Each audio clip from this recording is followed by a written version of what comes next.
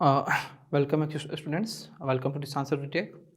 I am assisting your science teacher, and we are going to study about the third part of your first topic, which name is growing plants.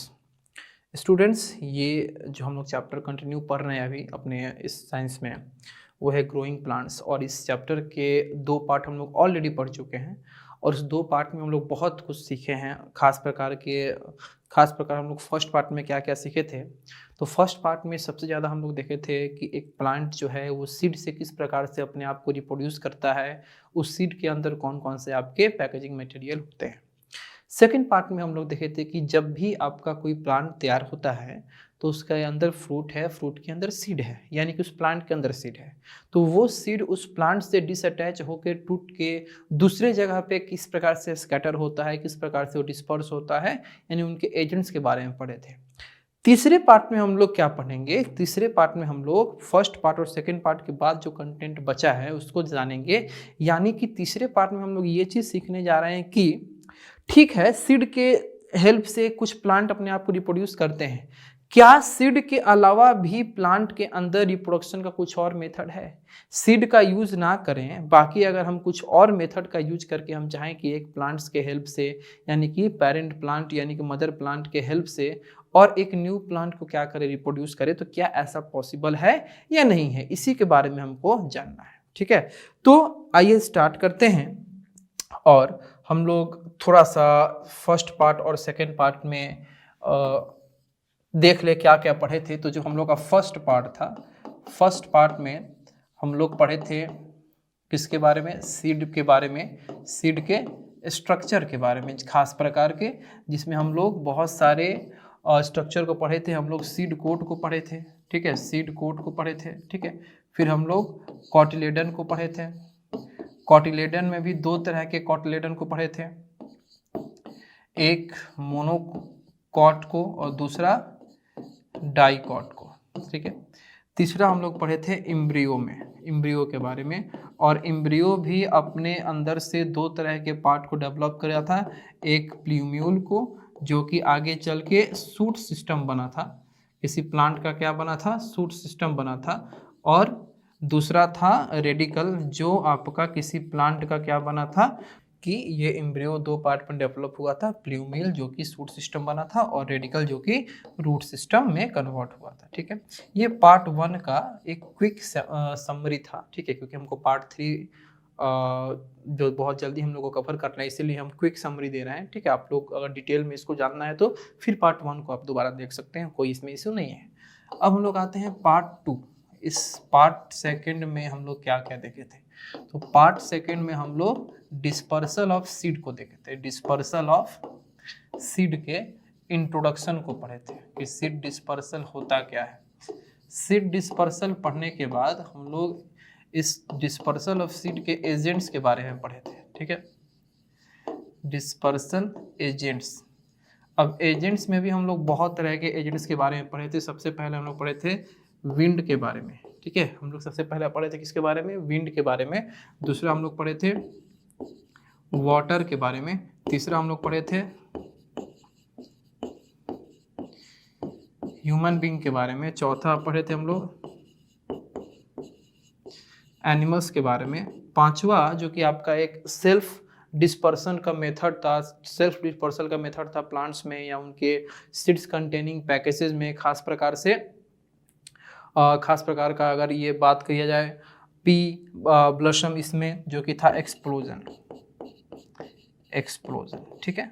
तो अब यहाँ से हम लोग को अपना third part, इसके आगे यानी ये तो सेकंड पार्ट था, हम लोग को थर्ड पार्ट अपना स्टार्ट करना है, जिसमें हम लोग सीड्स के अलावा जो रिप्रोडक्शन होते हैं, तो सीड्स के अलावा कौन कौन सा ऐसा तरीका है जिसमें हम लोग रिप्रोडक्शन कर सकते हैं, जिस चीज़ से हम लोग रिप्रोडक्शन कर सकते हैं प्लांट्स में। ठीक है, तो देखिए आपको सबसे प्राइमरी, सबसे अच्छा तो तरीका तो सीड ही है कि एक किसी प्लांट के सीड को लाओ, उसको क्या करो, इम्बेड करो। सीड कन्वर्ट होगा किसमें? सीडलिंग में, और सीडलिंग कन्वर्ट होगा आपका प्लांट में।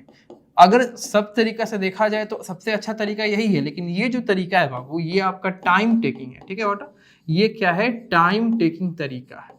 बहुत ही टाइम लेता है, और बहुत बार ऐसा केस बनता है कि हम लोग को हमारे पास उतना टाइम होता नहीं है देने के लिए। तो हम क्या करते हैं कि पहले से अगर कोई प्लांट तैयार हो गया है, पहले से कोई प्लांट तैयार हो गया है, कोई आपका प्लांट क्या हो गया है, मैच्योर जो प्लांट हो गया है, मैच्योर प्लांट, ठीक है, इसके पार्ट का यूज करते हैं। ठीक है, इसके हम क्या करेंगे, पार्ट का यूज करेंगे। पार्ट का मतलब इसके रूट का यूज कर सकते हैं हम लोग, ठीक है, इसके स्टेम का यूज करेंगे हम लोग, इसके लिप्स का यूज करेंगे, और इसके पार्ट का यूज करके हम लोग इसको पेरेंट प्लांट बना के और इससे क्या करेंगे, न्यू प्लांट का फॉर्मेशन करेंगे। ठीक है, तो अब हमको थर्ड पार्ट में वही पढ़ना है कि रूट के सीड के अलावा और कौन कौन सा ऐसा तरीका है एक प्लांट से दूसरे प्लांट को डेवलप कराने का। तो सबसे पहला तरीका हम लोग के सामने आ रहा है रिप्रोडक्शन फ्रॉम अदर पार्ट्स। तो रिप्रोडक्शन फ्रॉम अदर पार्ट्स में हम लोग यही जानेंगे बस कि सीड के अलावा जो और बॉडी पार्ट हैं, जैसे रूट हो गया, स्टेम हो गया ना, लिप्स हो गया, इनसे जो रिप्रोडक्शन हम कराते हैं, इनके हेल्प से हम दूसरे प्लांट को रिप्रोड्यूस कराते हैं, रीजनरेट कराते हैं। तो इस प्रोसेस को हम लोग बोलते हैं वेजिटेटिव रिप्रोडक्शन। क्या बोलते हैं, वेजिटेटिव रिप्रोडक्शन। वेजिटेटिव रिप्रोडक्शन का मतलब होता है कि ऐसा रिप्रोडक्शन जिसमें हम लोग वेजिटेशंस के पार्ट्स का यूज किए हैं, वनस्पति के पार्ट्स का यूज किए हैं, है ना। तो पार्ट्स का यूज करके अगर हम क्या करते हैं, किसी न्यू प्लांट्स का प्रोडक्शन कराते हैं, किसी न्यू प्लांट्स का प्रोड्यूस कराते हैं किसी न्यू प्लांट को, तो उस प्रोसेस को हम लोग कहते हैं वेजिटेटिव रिप्रोडक्शन। ठीक है, तो ये वेजिटेटिव रिप्रोडक्शन जो है ये हमारा सीड के रिप्रोडक्शन का अपोजिट है। बाकी अगर कोई प्लांट सीड से रिप्रोड्यूस करता है तो सीड से रिप्रोड्यूस करने के अलावा एक मेथड है आपका, कौन, वेजिटेटिव रिप्रोडक्शन। ठीक है, तो some plants can grow from seeds, a piece of stem carrying birds from the देखिए 1 मिनट के लिए देखा जाए तो यहाँ पे सीड नहीं होना चाहिए। ठीक है, वही हमने यहाँ पे देख रहे थे, यहाँ पे होना चाहिए स्टेम, यहाँ पे होना चाहिए। सबसे पहला हम लोग का जो टॉपिक हो रहा है, क्या हो रहा है आपका, reproduction from stem, reproduction from stem.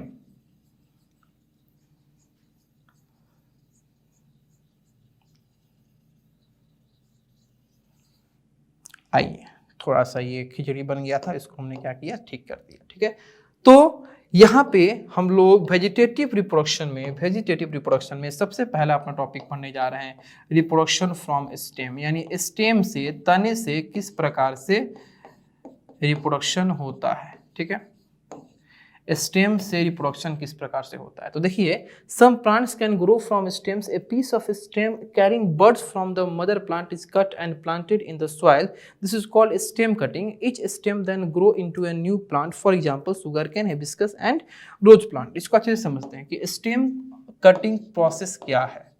Stem cutting process क्या होता है, तो देखो अब कुछ ऐसे प्लांट होते हैं जिनके स्टेम के अंदर, जिनके स्टेम के ऊपर क्या निकले होते हैं, जिनके स्टेम के ऊपर निकले होते हैं स्पोर्स। क्या निकले होते हैं, आप देख सकते हैं यहाँ पर, जिनके स्टेम के ऊपर जो है वो आपका a piece of stem carrying birds, ठीक है, उसको हम स्पोर्स भी कह सकते हैं। तो देखिए, तो स्टेम के ऊपर क्या निकले होंगे, बर्ड्स। ये बर्ड्स जो है यही काम करते हैं सीड के, यही काम करेंगे किसके, सीड के। समझिएगा, कुछ ऐसे प्लांट होंगे जिनके स्टेम के ऊपर निकले होते हैं बर्ड्स, और ये बर्ड्स काम करते हैं सीड के, और ये बर्ड्स कंटेनिंग स्टेम को, बर्ड्स के साथ उस स्टेम को हम काटते हैं, और काट के ले आके किसी दूसरे जगह पे क्या करते हैं, इम्बेड करते हैं। तो उस आपका स्टेम से, ठीक है, स्टेम विथ बर्ड, उस स्टेम से क्या निकलता है, उस स्टेम से एक न्यू प्लांट का प्रोडक्शन हो जाता है, एक न्यू प्लांट का क्या होता है, प्रोडक्शन हो जाता है। आप सभी लोग या तो किए होंगे, या तो देखे होंगे, या तो अपने पेरेंट्स से सुने होंगे। रोज के, यानी कि रोज का मतलब बहुत ही फेमस एक आपका फूल है रोज, जिसका मतलब होता है गुलाब। तो रोज जो है, इस रोज गुलाब का जो फूल है, इसमें जो आपका प्रोडक्शन किया आता है, रिप्रोडक्शन किया आता है, वो स्टेम कटिंग प्रोसेस से ही किया आता है। पहले से अगर कोई आपका गुलाब का फूल कहीं पे है, कोई पेरेंट प्लांट है, तो हम वहाँ जाते हैं और जाने के बाद ऐसे स्टेम को कट करते हैं, उसके ऐसे स्टेम को कट करते हैं जिस स्टेम में क्या आपका मौजूद होता है, बड का मतलब होता है कली। क्या होता है? कली। ठीक है, तो जिसमें आपका कली मौजूद होता है, जिसमें बड आपका होता है, उस स्टेम को हम कट करते हैं और उस बड वाले स्टेम को कट करने के बाद किसी दूसरे जगह पे लाके उसको हम क्या करते हैं, इम्बेड कर देते हैं। और इम्बेड करने के बाद उसको फेवरेबल कंडीशंस देते हैं, यानी कि उसको हम लोग क्या देंगे, वाटर देंगे, उसको हम लोग क्या देंगे, मिनरल्स देंगे, उसको हम लोग सनलाइट प्रोवाइड कराएंगे, तो एक न्यू रोज प्लांट में क्या होता है, कन्वर्ट होता है। तो ये जो आपका प्रोसेस है, एक न्यू रोज प्लांट में कन्वर्ट होना with the help of stem, इसी को हम लोग क्या कहते हैं, स्टेम कटिंग कहते हैं। अब स्टेम कटिंग में एग्जांपल्स कौन कौन से आएंगे, तो अभी जिसके बारे में आपको बताएं, रोज, फिर हिबिस्कस यानी अड़हुल का फूल, जिसको हम लोग चाइना रोज के नाम से भी जानते हैं। किस नाम से जानते हैं? चाइना रोज के नाम से भी जानते हैं। तो ये सब जो है स्टेम कटिंग से हो सकते हैं। ठीक है, अब बाबू नेक्स्ट हम लोग चलते हैं अपने वेजिटेटिव रिप्रोडक्शन की तरफ। तो स्टेम के बाद हम लोग फिर से एक स्टेम का स्पेशल फॉर्म पढ़ने जा रहे हैं, अंडरग्राउंड स्टेम। ठीक है, तो some underground stem have small buds on them when they are planted in the soil, new shoots grow out from the buds, for example potato and ginger. देखो, अभी तक जो हम लोग रोज के स्टेम के बारे में पढ़े थे, रोज के, हिबिस्कस के, इसका जो स्टेम था, ये स्टेम कैसा था? ये स्टेम आपका था outside of the ground, ground के ऊपर था। ग्राउंड के क्या था? ऊपर था। लेकिन कुछ ऐसे आपके प्लांट होते हैं जिनका जो स्टेम होता है वो अंडरग्राउंड होता है, जैसे पोटैटो। ठीक है, पोटैटो, जिंगर, जिसको हम लोग अदरक भी कहते हैं। तो इनका जो स्टेम, इनके पास अंडरग्राउंड स्टेम होते हैं। इनके पास क्या होता है? अंडरग्राउंड स्टेम होता है। और इनके पास अंडरग्राउंड स्टेम होता है, उस स्टेम के ऊपर क्या होते हैं, छोटे छोटे बर्ड्स होते हैं। उस स्टेम के ऊपर क्या होते हैं, छोटे छोटे बर्ड्स होते हैं। तो उस छोटे छोटे बर्ड्स के साथ उस स्टेम को हम लोग क्या करते हैं, सॉइल में इम्बेड करते हैं। सॉइल में इम्बेड करते हैं तो जहां जहां भी बर्ड्स होते हैं वहां से नया सूट सिस्टम और नया रूट सिस्टम निकलता है और न्यू पोटैटो या न्यू जिंगर का क्या होता है, रिप्रोडक्शन होता है। तो आपने स्टेम को दो पार्ट में पढ़ा, एक ऐसा स्टेम जैसे कि रोज का, हिबिस्कस का, जिसके हेल्प से जो रिप्रोडक्शन होता है तो आपका अबव द ग्राउंड होता है, और पोटैटो और जिंगर के स्टेम से जो रिप्रोडक्शन होता है वो अंडरग्राउंड स्टेम से होता है, जिसपे क्या होते हैं, बर्ड्स मौजूद होते हैं। तो आपने सीखा क्या? आप एक चीज हमेशा याद रखिएगा कि अगर स्टेम कटिंग से हमको क्या करना है, वेजिटेटिव रिप्रोडक्शन करना है, तो स्टेम कटिंग से वेजिटेटिव रिप्रोडक्शन होने के लिए उस स्टेम के ऊपर क्या मौजूद होना चाहिए, तो उस स्टेम के ऊपर बड जरूर से जरूर मौजूद होना चाहिए। ठीक है, आइए नेक्स्ट हम लोग बढ़ते हैं रिप्रोडक्शन फ्रॉम रूट पे। ठीक है, तो कुछ ऐसे आपके प्लांट होते हैं जिनका रिप्रोडक्शन जो है वो पेरेंट प्लांट या मदर प्लांट के रूट से ही कराया जाता है। यानी कि जो मदर प्लांट है उसके रूट से आपका न्यू प्लांट का क्या होगा, फॉर्मेशन होगा, रिप्रोडक्शन होगा। जैसे कि ये स्वीट पोटैटो जो है, ठीक है, ये आपका टर्निप जो है, ये सब क्या है, अपने मदर प्लांट के रूट से होने वाले न्यू प्लांट है या बेबी प्लांट है। ठीक है, तो एग्जांपल में याद रखिएगा, sweet potato, radish, turnip, beetroot, ये सब क्या है, डालिया, ये सब क्या है, रूट से होने वाले आपके प्लांट है। ठीक है, नेक्स्ट हम लोग बढ़ते हैं एक एक्टिविटी पे। अब एक्टिविटी में आपको ये समझाया है कि किस प्रकार से, थोड़ा सा पिक्चर के थ्रू इसको समझेंगे। ठीक है, पिक्चर के थ्रू हम आपको बताएंगे, आप पिक्चर के थ्रू समझिएगा किस प्रकार से जो रूट सिस्टम और शूट सिस्टम, रूट सिस्टम और शूट सिस्टम, ये दोनों फेवरेबल कंडीशन को मिलने के बाद, फेवरेबल कंडीशंस को मिलने के बाद ये क्या करते हैं, अपना इंप्रूवमेंट करते हैं, इसको इसके बारे में हमको समझना है। तो देखिए सबसे पहले इस एक्टिविटी में हम क्या लेंगे, एक ग्लास लेंगे। ये आपको एक ग्लास दिख रहा है, कोई नो डाउट, हाँ सर दिख रहा है, चलिए दिख रहा है। इस ग्लास में हम क्या करेंगे, वाटर को फिल करेंगे। आपको ये क्या दिख रहा है बाबू, ये वाटर दिख रहा है। इस ग्लास में क्या है, वाटर है, ठीक है बाबू। हम क्या करेंगे कि एक ओनियन लेंगे। हम क्या करेंगे, एक ओनियन लेंगे। ओनियन को रखने की चालाकी हमको इस प्रकार से करना है कि ओनियन का बल्ब जिधर होगा, ओनियन का जिधर बल्ब होगा उसको हम क्या करेंगे, वाटर में टच करके रखेंगे। उसको हम क्या करेंगे, वाटर में टच करके और ग्लास के ऊपर रखेंगे, ठीक है बाबू। अब ग्लास के ऊपर रखने के बाद हम उस ओनियन सहित ग्लास को उठाएंगे और एक विंडो के पास जाके रखेंगे, ताकि उस ओनियन को या उस ग्लास में प्रॉपर अमाउंट में सनलाइट और प्रॉपर अमाउंट में विंड, एयर, ऑक्सीजन क्या हो सके, मिल सके। 10-12 दिन कंटिन्यू हम क्या करेंगे, उस चेक करते रहेंगे, देखते रहेंगे। जब 10-12 दिन कंटिन्यू हम उसको चेक करेंगे तो हम पाएंगे क्या कि जो सूट सिस्टम है, यानी कि जो आपके ओनियन के ऊपर का सिस्टम है, सूट सिस्टम, वो सूट सिस्टम भी अपने आप को डेवलप किया है। और जो ओनियन के बल्ब के नीचे का पोर्शन आपका अभी रूट तैयार नहीं हुआ था, वो रूट भी बहुत ही बेहतरीन तरीके से तैयार हो गया है। तो ये आपका सूट सिस्टम और रूट सिस्टम दोनों फेवरेबल कंडीशन को मिलने के बाद अपने आप में क्या किए हैं, ग्रोथ किए हैं। यही इस एक्टिविटी से हम लोग को समझ में आता है, ठीक है। नेक्स्ट है reproduction from leaves and spores. अब हमको रूट्स और स्टेम के थ्रू रिप्रोडक्शन करने के बाद बहुत ही इंपॉर्टेंट है कि लिव्स और स्पोर्स के थ्रू रिप्रोडक्शन हम कैसे होता है प्लांट्स में, इसके बारे में समझते हैं। तो सबसे पहले हम लोग पढ़ेंगे लिव्स के बारे में, ठीक है। तो कुछ ऐसे प्लांट्स हैं जिनके लिव्स, जिनके पत्तों पे क्या होता है, बर्ड्स होता है। अभी अभी बर्ड्स हमको कहाँ मिला था बाबू, अभी अभी बर्ड्स हम लोग को मिला था स्टेम पे, याद रखिएगा, ठीक है। जैसे रोज था, हिबिस्कस था, उसके एक्सटर्नल स्टेम पे क्या था, बर्ड था। वहीं पे अगर आपका पोटैटो था, जिंगर था, तो इनके अंडरग्राउंड स्टेम पे बर्ड था। तो बर्ड ही क्या किया है, न्यू प्लांट के फॉर्मेशन में, न्यू प्लांट के ग्रोथ में हेल्प किया है।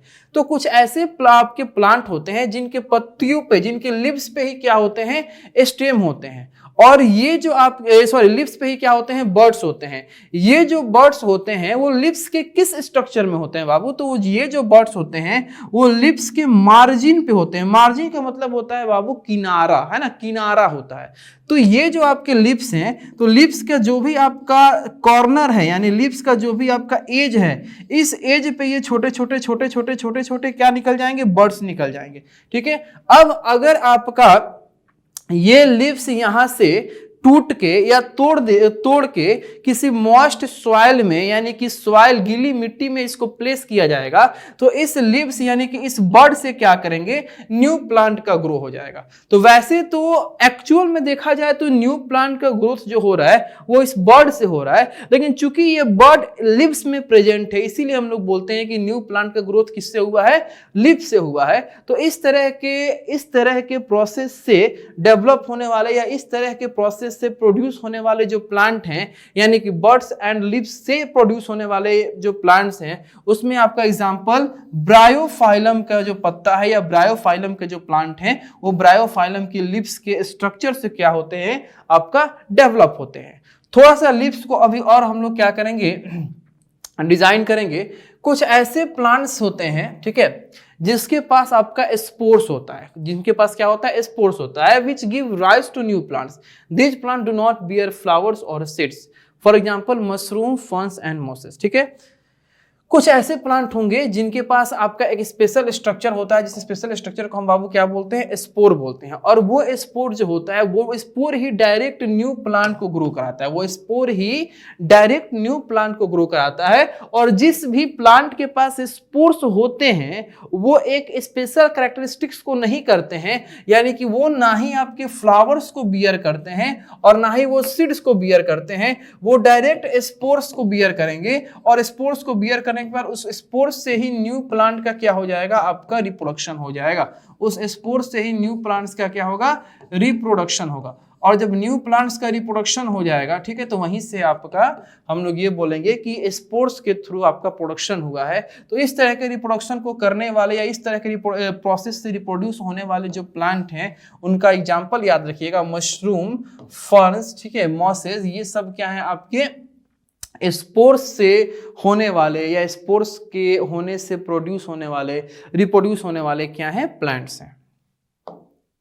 चलिए अब हम लोग वेजिटेटिव रिप्रोडक्शन को कंप्लीट करने के बाद, यानी कि हमने क्या कंप्लीट किया? हमने अपने वेजिटेटिव रिप्रोडक्शन को कंप्लीट कर लिया।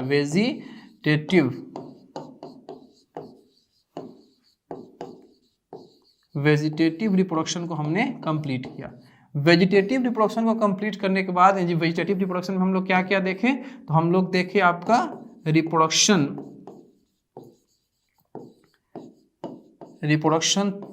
विथ या रिप्रोडक्शन थ्रू स्टेम्स। दूसरा हमने चेक किया या पढ़ा रिप्रोडक्शन थ्रू रूट। तीसरा पढ़ा था हम लोग बाबू रिप्रोडक्शन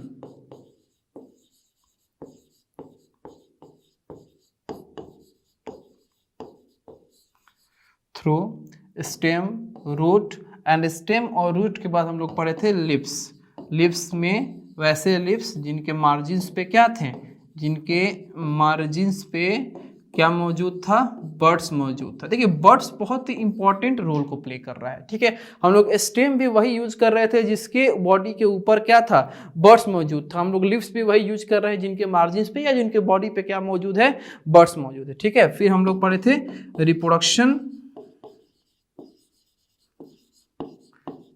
रिप्रोडक्शन थ्रू स्पोर्स, ठीक है, जिसमें हम लोग का कौन आता है? बहुत ही फेमस मशरूम जो है वो रिप्रोडक्शन थ्रू स्पोर्स में ही आता है, ठीक है। तो वेजिटेटिव रिप्रोडक्शन को पढ़ने के बाद अब हम लोग प्रोसीड करते हैं एक अलग से टॉपिक पे जिसका नाम है क्रॉप। जिसका नाम है क्रॉप फसल क्या होता है? इसका हिंदी वर्ड क्या होता है? फसल। बहुत सुंदर सा शब्द है क्योंकि इसी के होने से हमको अनाज मिलता है, इसी के होने से हमको भोजन मिलता है और उसी भोजन को खा के हम क्या करते हैं? जीवित रहते हैं, एनर्जी को ऑब्टेन करते हैं, ठीक है। तो सबसे पहले बात करेंगे व्हाट इज क्रॉप, ठीक है। तो देखो क्रॉप और प्लांट में बहुत अंतर है, क्रॉप्स में और प्लांट में बहुत अंतर है। बहुत बच्चे कहते सर प्लांट को तो क्रॉप बोलते हैं, नहीं, प्लांट के एक स्पेशल रूप को क्रॉप बोलते हैं, प्लांट के एक स्पेशल फॉर्म को, एक स्पेशल फेस को क्रॉप बोलते हैं। अब किस फेस को बोलते हैं? तो देखिए अगर कोई प्लांट को खास प्रकार से एक ही जगह पे कल्टीवेट किया जा रहा है, बहुत ज्यादा मात्रा में किया जा रहा है और एक पार्टिकुलर पीरियड के लिए किया जा रहा है, समझिएगा 3 चीज का रिक्वायरमेंट। प्लांट जो है बहुत ज्यादा मात्रा में होना चाहिए, एक ही जगह पे होना चाहिए और एक खास पीरियड के लिए होना चाहिए, ठीक है, समझिएगा। बस जब हम एक खास प्रकार के प्लांट को बहुत ही ज्यादा मात्रा में क्या करें? खेती करें, कल्टीवेशन करें, एक ही जगह पे करें और एक फिक्स पीरियड के लिए करें कि अभी कर रहे हैं तो उस टाइम हमको कट कर लेना है, या हमेशा उस प्लांट को इसी सीजन में हम लोग करना है और अगले सीजन में कट करना है, तो इसी प्रोसेस को यानी उसी प्लांट्स को हम क्या कहते हैं? क्रॉप बोलते हैं, है ना। कि वैसे प्लांट्स का एक कलेक्शन जिसको एक ही जगह पे बोया जाए, एक खास प्रकार के समय में ही बोया जाए, एक खास प्रकार के समय में उसको बो के उसके बाद एक खास प्रकार के समय में उसको काट लिया जाए, फिर दूसरे प्लांट्स को बोया जाए, ज्यादा मात्रा में लगाया जाए, आपका स्केल बहुत बड़ा हो, आपका अमाउंट बहुत बड़ा हो, तो उस प्लांट्स को हम लोग क्या बोलेंगे? क्रॉप्स बोलेंगे। जैसे जो गांव होता है उसमें जो हम लोग चावल यानी कि पैडी, धान, वीट, तो जिस समय में वीट को कल्टीवेट किया जाता है, जिस समय में वीट लगाया जाता है, जिस समय में गेहूं की खेती की जाती है, उस समय में सिर्फ और सिर्फ गेहूं की ही खेती की जाती है, धान की खेती नहीं की जाती है। जिस समय में धान की खेती होती है उस समय गेहूं की खेती नहीं होती है, और ज्यादा मात्रा में धान की खेती हो, ज्यादा मात्रा में गेहूं की खेती होती है, ठीक है। तो हर एक प्लांट्स का कलेक्शन बहुत बड़ा है, हर एक प्लांट का समय आपका फिक्स है। तो जिस प्लांट्स के खेती में समय फिक्स हो, कलेक्शन बहुत ज्यादा हो, उस प्लांट को हम लोग क्या कहते हैं? उस प्लांट को हम लोग क्रॉप कहते हैं। अब क्रॉप आपके डिफरेंट टाइप्स के होते हैं। तो डिफरेंट टाइप्स के इसलिए होते हैं क्योंकि हर एक क्रॉप हर एक क्लाइमेट में, हर एक क्रॉप हर एक सॉइल में नहीं हो सकता। सारे क्लाइमेट, सारे क्रॉप्स के होने का जो आपके कंडीशंस है वो क्या है? अलग अलग है, ठीक है। सॉइल टाइप अलग है, वाटर का अमाउंट कौन कितना रिक्वायर करता है ये अलग है, ठीक है, और आपका टेम्परेचर कौन कितना ढूंढता है ये अलग है। तो सारे आपके फेवरेबल कंडीशंस जो है हर एक प्लांट के वो अलग अलग हैं, यानी कि क्रॉप्स के फेवरेबल कंडीशन अलग हैं, इसलिए हम लोग बोलते हैं क्रॉप्स का जो टाइप है वो भी आपका डिफरेंट है। तो देखिए अब हम लोग बात करेंगे टाइप्स ऑफ क्रॉप पे। तो टाइप ऑफ क्रॉप को सीजन के बेसिस पे बाबू, ठीक है, बेसिस यहाँ हम लोग का क्या रहेगा, हम लोग का बेस क्या रहेगा बांटने का, वो रहेगा सीजन। अब एक वर्ड आप देख रहे हो सीजन, समझिएगा हम ये बोल दिए कि हम क्या कर रहे हैं, क्रॉप्स के टाइप्स को बांटने जा रहे हैं। किसके बेसिस पे बांटने जा रहे हैं, तो सीजन के बेसिस पे बांटने जा रहे हैं। तो आप ये मत बोलो, ये मत देखो कि सिर्फ और सिर्फ एक ही आधार है बांटने का, सीजन नहीं। सीजन तो आधार है, लेकिन सीजन को आधार बनाते ही हमारा टेम्परेचर पता चल गया, है ना, कि किस सीजन में मैक्सिमम और मिनिमम टेम्परेचर कैसा होता है, हमारा क्लाइमेट कैसा होता है ये भी हमको पता चल गया, हमको ह्यूमिडिटी पता चल गया कि किस सीजन में कितना ह्यूमिडिटी आपका एटमॉस्फेयर में रहता है, ठीक है। वाटर अमाउंट पता चल गया, किस सीजन में हमारे एटमॉस्फेयर में वाटर का अमाउंट कितना होता है। तो ये मत सिर्फ देखो कि सीजन के बेसिस पे ही क्रॉप को बांटा जाता है। अगर हम सीजन के बेसिस पे क्रॉप्स को बांटते हैं तो इसका मतलब कि हम टेम्परेचर रिक्वायरमेंट के बेसिस में क्रॉप को बांट दिए, हम क्लाइमेटिक कंडीशन के बेसिस पे क्रॉप को बांट दिए, हम ह्यूमिडिटी के अमाउंट के बेसिस पे क्रॉप को बांट दिए, हम वाटर के अवेलेबिलिटी के बेसिस पे क्रॉप को बांट दिए। तो क्रॉप को जो हम बांटते हैं ये बेसिकली दो टाइप्स में बांटते हैं। एक होता है रबी क्रॉप, एक होता है क्या होता है, रबी क्रॉप, और दूसरा होता है खरीफ क्रॉप। रबी क्रॉप और खरीफ क्रॉप, ठीक है। आइए पहले आपको हम इसके बारे में पढ़ के आपको सुनाते हैं कि रबी क्रॉप और खरीफ क्रॉप क्या होता है, फिर इसको हम समझाएंगे, ठीक है। तो देखिए वैसे क्रॉप जैसे मान लीजिए वीट है, ठीक है, या आपका ग्राम है, इसको ठंडियों में क्या किया जाता है, ग्रो किया जाता है, नवंबर में ग्रो किया जाता है, और जब गर्मी स्टार्ट होता है यानी जब गर्मी पड़ती है तो इसको क्या किया जाता है, आपका हार्वेस्ट कर लिया जाता है, काट लिया जाता है, ठीक है। तो जिसको नवंबर दिसंबर के महीने में ग्रो किया जाए, अप्रैल की मई के महीने में काट लिया जाए, यानी ठंडियों में ग्रो करके गर्मियों में काटते हैं, तो इस तरह के क्रॉप को हम लोग बोलते हैं रबी क्रॉप। इसको हम लोग क्या बोलेंगे, रबी क्रॉप, ठीक है। और ऐसे आपके फसल होंगे जिनको अप्रैल मई में रबी क्रॉप को काटने के बाद मई जून में हम उसको क्या यानी कि बरसात में या गर्मी में उसको ग्रो करेंगे, और फिर नवंबर दिसंबर में या अक्टूबर नवंबर में इसको काट लेंगे, यानी गर्मी में बो के ठंडी में काटते हैं, तो वो आपका होता है कौन सा क्रॉप, खरीफ क्रॉप, यानी कि जो मानसून पे डिपेंड होता है, क्योंकि आपका मई जून में ग्रो किया जाता है। तो जाहिर सी बात है कि आपका जून जुलाई और अगस्त ये आपके कौन से मंथ हैं, ये मॉनसून वाले मंथ हैं। तो जून जुलाई अगस्त में मॉनसून आता है, तो वैसे फसल या वैसे क्रॉप्स जिनको वाटर का रिक्वायरमेंट बहुत ज़्यादा होता है, उसी क्रॉप्स को हम इस खरीफ क्रॉप के कैटेगरी में डालते हैं, जो जून जुलाई के महीने में आपका ग्रो किया जाता है और अक्टूबर नवंबर के महीने में क्या किया जाता है, हार्वेस्ट किया जाता है, ठीक है। तो सीजन के बेसिस पे हमने क्रॉप को क्या किया, दो पार्ट में डिवाइड किया, रबी क्रॉप और खरीफ क्रॉप। रबी क्रॉप का अगर ग्रो करने का हम सीजन देखें तो रबी क्रॉप की ग्रो करने का जो सीजन होगा ये होगा नवंबर, ठीक है, या दिसंबर, और इसको हार्वेस्ट करने का जो सीजन होगा, तो हार्वेस्ट करने का जो सीजन होगा ये होगा अप्रैल। क्या होगा, अप्रैल। अब आ जाइए खरीफ क्रॉप में। तो खरीफ क्रॉप में जो ग्रो करने का सीजन होगा ये होगा जून, ठीक है, या मई, और हार्वेस्ट करने का जो सीजन होगा ये होगा आपका अक्टूबर या नवंबर, ठीक है। तो जाहिर सी बात है कि खरीफ क्रॉप में आपका खरीफ क्रॉप के सीजन में कौन आ जा रहा है, मॉनसून सीजन आ जा रहा है। तो खरीफ क्रॉप में वही सारे क्रॉप्स को हम क्या करते हैं, कल्टीवेट करते हैं, जो इसका वाटर रिक्वायरमेंट बहुत ज़्यादा होता है, वाटर रिक्वायरमेंट बहुत ज़्यादा होता है, उसी फसल को हम क्या करते हैं, खरीफ क्रॉप में कल्टीवेट करते हैं, ठीक है।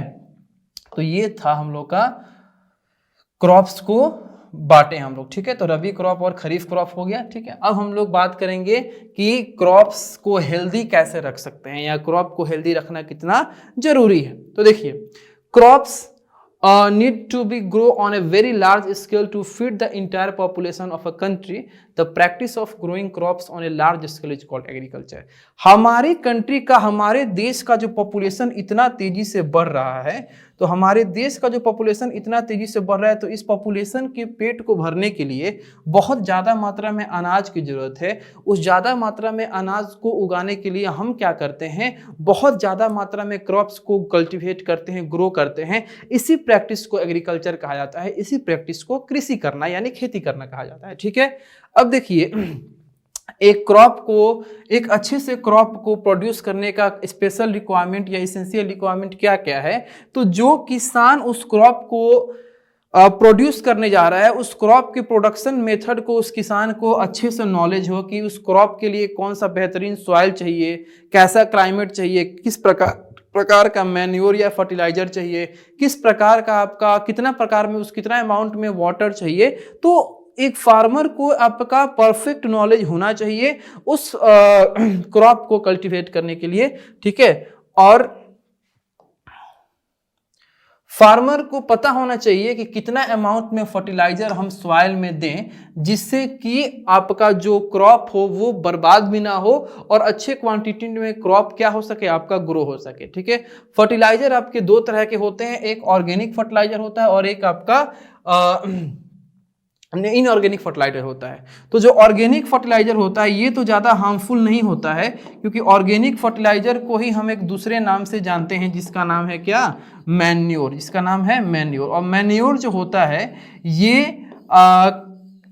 घरेलू चीज़ों से ही, यानी कि जो किचन के प्रोडक्ट हैं, जो एनिमल का आपका एक्सक्रेटरी प्रोडक्ट है जिसको हम लोग गोबर कहते हैं, उससे बनाया जाता है। तो उससे बनाया जाता है तो इसके अंदर उतना खतरनाक वाली कोई सब्सटेंस नहीं होती है। लेकिन जो इनऑर्गेनिक आपके फर्टिलाइजर होते हैं जैसे यूरिया हो गया, डीएपी हो गया, पोटास हो गया, इन सब चीज़ों का अमाउंट जो है बहुत ही परफेक्टली हमको डालना पड़ता है खेतों में, क्योंकि ज़्यादा मात्रा में डाला जाते हैं तो इन सब का आपका डिसएडवांटेज भी खेतों पे होता है, क्योंकि एसिडिक हो जाएंगे या बेसिक हो जाएंगे। ठीक है, चलिए अब देखिए, जो फार्मर्स हैं उनको इंसेक्टिसाइड्स या पेस्टिसाइड्स का यूज हमेशा करते रहना चाहिए, ताकि जो फसल है उसमें कीड़े मकोड़े ना लग सके। और कीड़े मकोड़े अगर लग जाते हैं तो फसल के ऊपरी हिस्से को खा के सब फसल की ग्रोथ को रोक देते हैं, फसल के प्रोडक्शन को क्या करते हैं, रोक देते हैं। ठीक है, फसल जो है उनको अच्छे तरीके से कट करना चाहिए, अच्छे तरीके से उनको इकट्ठा करना चाहिए। ठीक है, और इसी चीज को हम लोग हार्वेस्टिंग कहते हैं। कट करने का तरीका भी आपका परफेक्ट होना चाहिए, कट करने के बाद उसको इकट्ठा करने का भी तरीका आपका परफेक्ट होना चाहिए। अगला है क्रॉप को, अगर मान लीजिए कि हम हार्वेस्ट कर लिए, तो क्रॉप को अगर हम हार्वेस्ट कर लिए तो हार्वेस्ट करने के बाद हम क्या क्रॉप को किस प्रकार से प्रोटेक्ट करेंगे, क्योंकि उस क्रॉप को प्रोटेक्ट करना भी बहुत जरूरी है। तो क्रॉप को हमको किस किस चीज से प्रोटेक्ट करना है, तो क्रॉप को हमको कीड़े मकोड़ों से प्रोटेक्ट करना है, कोई बीमारी उस फसल में ना हो जाए उससे प्रोटेक्ट करना है, कीट पतंगी से प्रोटेक्ट करना है, फंगी से आपको प्रोटेक्ट करना है। ठीक है, या कोई भी अनडिजायरेबल पेस्ट है इससे हमको क्या करना है, प्रोटेक्ट करना है। ठीक है, चलिए, grazing animals such as cows and goats and animals like rats, birds, squirrels and mouse eat up fruits and crops. They should be kept away from the fields. तो जो हमारा खेत है, जिस खेत में हम क्या कर रहे हैं, फसल को उगा के रखे हैं, हमारी फसल तैयार हो गई है। तो फसल अगर हमारी तैयार हो गई है तो इन सब एनिमल्स को, जैसे काऊ है, गोट है, एंड आपका या रैट है, बर्ड है, स्क्वायरल है, ठीक है, इन सब चीजों को खेत से दूर रखना चाहिए, क्योंकि ये तैयार हुए फसल को क्या कर सकते हैं, नुकसान पहुंचा सकते हैं। जो भी आपके कीड़े मकोड़े हैं जैसे कैटरपिलर है, ठीक है, ग्रास होपर है, ठीक है, या कुछ माइक्रोब्स हैं, कुछ बैक्टीरिया हैं, वायरस हैं, ये डिजीज फैला सकते हैं आपके क्रॉप्स में, फसल में। तो इनको भी क्या करना चाहिए, इंसेक्टिसाइड्स या पेस्टिसाइड्स का यूज करके इनको भी, या फंगिसाइड्स का यूज करके इनको भी खेत से बाहर रखना चाहिए। और लास्ट में है कि हमको बहुत ही अच्छे तरीके से उसको स्टोर भी करना होगा, क्योंकि स्टोर अगर अच्छे से नहीं कर पाए तो बाबू सारा मेहनत बेकार, उतना मेहनत से खेती किए, उतना मेहनत से हार्वेस्ट किए, सब बेकार चला जाएगा। अब स्टोर करने में हमको ये ध्यान देना है कि स्टोर करने में हमको मॉइस्चर से दूर रखें, क्योंकि मॉइस्चर, अगर पानी या मॉइस्चर के संपर्क में हमारे ग्रेन आते हैं तो वो क्या हो जाएंगे, आपके जर्मिनेट होना स्टार्ट करेंगे, और ये क्या हो जाएंगे, अपने क्वांटिटी को, अपने क्वालिटी को क्या कर लेंगे, वो खत्म कर लेंगे। ठीक है, और जो छोटे छोटे जानवर होते हैं जैसे आपके चूहा है, मोल्स है, स्क्वायरल्स हैं, बर्ड्स हैं, इंसेक्ट्स हैं, इनको उस फसल से दूर रखना चाहिए। और इस पर्पस के लिए इनसे दूर रखने के लिए जो अनाज है, अनाज को हमेशा सूखे जगह पे और वेल वेंटिलेटेड, यानी कि कहीं से भी किसी जानवर को आने का आपका रास्ता ना हो, उसी को वेल वेंटिलेटेड कहते हैं, उस तरह के जगह पे रखना चाहिए। और फार्मर्स को हमेशा जो आपका अनाज है उसको जूट के बोरे में, यानी कि जिसको हम लोग जूट का बोरा आपका ब्राउन ब्राउन कलर का होता है, जिस पर ये सब है जूट बैग्स, ये सब क्या है, जूट बैग्स है, ठीक है, इसमें रखना चाहिए, ठीक है। Large scale storage is done in silos और ग्रेनरीज, ठीक है। अब बहुत ज़्यादा मात्रा में अगर अनाज है तो उसके लिए सिलोज बने होते हैं, ग्रेनरीज बने होते हैं, उनमें अपने अनाज को क्या कर लेना होगा, स्टोर कर लेना होगा, ठीक है। अब देखिए यहाँ पे आपको एक एक्टिविटी कराया है। एक्टिविटी में क्या बोला है कि take a handful of dry neem leaves and grind them into a fine powder. Mix this powder in 1 liter of water and leave overnight. Strain the liquid after then and use it as air insecticides on your potted plant. ठीक है, अब देखिए कह रहा है कि आप खुद से भी एक इंसेक्टिसाइड्स को बना सकते हैं। आप क्या कीजिए, कुछ आपका ड्राई नीम के पत्ते लीजिए, यानी सूखे नीम के पत्ते लीजिए, उसको पूरी तरीके से ग्राइंड कर दीजिए, पूरा उसको क्या कीजिए, पीस लीजिए, और उसको पाउडर में कन्वर्ट करने के बाद आपको 1 लीटर पानी में मिक्स कर देना है। मिक्स करने के बाद उसको 1 रात के लिए छोड़ देना है। अगले दिन पानी को आपको क्या करना है, छान लेना है। छानने के बाद उसको air insecticides, strain the liquid and then use it. पानी को छानने के बाद उसको क्या करना है, आपको एयर इंसेक्टिसाइड्स के रूप में यूज करना है। कहाँ पे, यहाँ पे आप क्या किए हो, अपने गमलों में जो भी प्लांट लगाए हो, आप उस पानी को इस तरह के स्प्रेयर में क्या ऐसे रख सकते हैं, और इसको आपको स्प्रे करना है। उस पानी को स्प्रे करेंगे तो इस गमले में जो भी पौधे हैं, ये कीट वगैरह या कीड़े मकोड़े इस पौधे पे नहीं लगेंगे, ठीक है, क्योंकि नीम से बनाया गया है। तो नीम से बनाया गया, तो नीम का तो ये गुण होता है कि ये क्या करता है, किसी भी कीड़े मकोड़े से हमारे प्लांट्स को दूर रखता है, ठीक है बाबू। देखिए ये जो है जितना भी चीज आपको अभी हम पार्ट 1, पार्ट 2 और पार्ट 3 में पढ़ाए हैं, सबका एक क्विक कंक्लूजन है। ये सब कुछ पढ़ाई हो चुका है। अब ये आपकी रिस्पॉन्सिबिलिटी बनती है कि कैसे इसको आप रिमेंबर करते हैं, कैसे इसको आप याद करके रखते हैं, ठीक है। तो स्टूडेंट्स इस तरीके से जो हमारा ये चैप्टर था, थोड़ा सा लंबा हो गया, कोई दिक्कत नहीं है, क्या दिक्कत है उससे। तो इस तरीके से हम लोग अपने इस चैप्टर को पार्ट 1, पार्ट 2 और पार्ट 3, यानी कि 3 पार्ट में हमारा जो चैप्टर था ग्रोइंग प्लांट्स, इसको हमने क्या किया, खत्म किया। थोड़ा सा पार्ट 3 हम पार्ट 3 फास्ट पढ़ाए हैं। तो पार्ट 3 को फास्ट पढ़ाने के पीछे रीजन था क्योंकि पार्ट 3 में उतने इंपॉर्टेंट टॉपिक्स नहीं थे, इसलिए हम सबको क्या किए हैं, जल्दी जल्दी कवर किए हैं। और इस तरीके से एक बेहतरीन तरीके से, एक बहुत ही वेल तरीके से आपका ये चैप्टर का जो एक्सप्लेनेशन है, कंसेप्ट है, इसको हम क्या किए हैं, कंप्लीट किए हैं, ठीक है। तो मिलते हैं आपसे इसी न्यू एनर्जी, न्यू जोश के साथ न्यू चैप्टर में। तब तक के लिए खुश रहिए और मन लगा के पढ़िए।